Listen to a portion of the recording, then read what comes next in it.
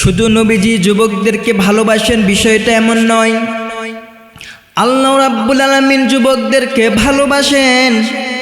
এই জন্য যৌবনের ইবাদতের দাম আছে। যেহেতু যৌবনকালের ইবাদতের দাম আছে, সেহেতু আল্লাহ সুবহানাহু ওয়া তাআলা আলাদাভাবে আমাদেরকে জিজ্ঞেস করবেন, যৌবনকালের হিসাব নেবেন। কিয়ামতের দিন আদম সন্তানের এক বিন্দু পা নড়াতে পারবে না যতক্ষণ এই 5টি প্রশ্নের উত্তর দিবে। আন আব্দুল্লাহ ইবনে মাসউদ রাদিয়াল্লাহু তাআলা আনহু, কিয়ামতের দিন আদম সন্তানের এক বিন্দু পা নড়াতে পারবেন না যতক্ষণ এই 5টি প্রশ্নের উত্তর দিবেন। 1 নাম্বার প্রশ্ন হচ্ছে আন উমরিহি ফিমা ফানাহু, বান্দারে তোমাকে একটা জীবন দিয়েছিলাম, সেই জীবনটা তুমি কোন পথে ব্যয় করেছো? হে গোলাম, তোমাকে একটা জীবন দিয়েছিলাম, জীবনটা কোন পথে ব্যয় করেছো, কিভাবে ব্যয় করেছো? 2 নাম্বার প্রশ্ন হচ্ছে ওয়া আন শাবাবিহি ফিমা বেলাউ, বান্দারে তোমাকে একটা যৌবনকাল দিয়েছিলাম, সেই যৌবনকালটা তুমি কোন পথে ব্যয় করেছো? যৌবনকালের হিসাব আল্লাহ সুবহানাহু ওয়া তাআলার কাছে আমাদেরকে দিতে হবে, যৌবনকাল কিভাবে কাটিয়েছি। 3 নাম্বার প্রশ্ন হচ্ছে ওমালাহু মিন আইনা কাসাবাহু, বান্দারে ধন সম্পদ তুমি কিভাবে অর্জন করেছ? আল্লাহ সুবহানাহু ওয়া তাআলা বলবেন, হে গোলাম তুমি ধন সম্পদ কিভাবে অর্জন করেছ? আর 4 নাম্বার প্রশ্ন হবে ওয়াফিমা আনফাকাহু, বান্দারে তুমি ধন সম্পদ কোথায় কিভাবে অর্জন করেছ?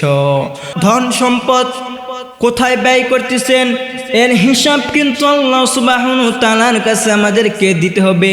5 নাম্বার প্রশ্ন হচ্ছে ওয়ামাযা আমিলা ফিমা আলিমা, বান্দারে তুমি কতটুকু জ্ঞান অর্জন করেছো, কতটুকু আমল করেছো?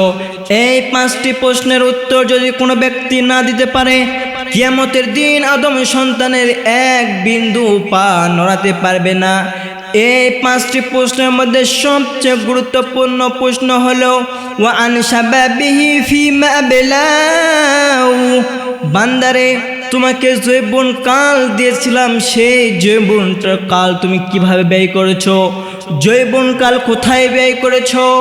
যৌবনকালের সময় তুমি নামাজে যাওনি। তোমাকে যদি যৌবনকালের সময় নামাজে বলা হয়, তুমি বলো আমার দাড়ি পাকুক, আমার চুল পাকুক, তারপর আমি নামাজে যাব। তোমার যে দাড়ি পাকবে এটা তোমাকে কে বলেছে? তুমি যে বুড়ো হবা এটা তোমাকে কে বলেছে?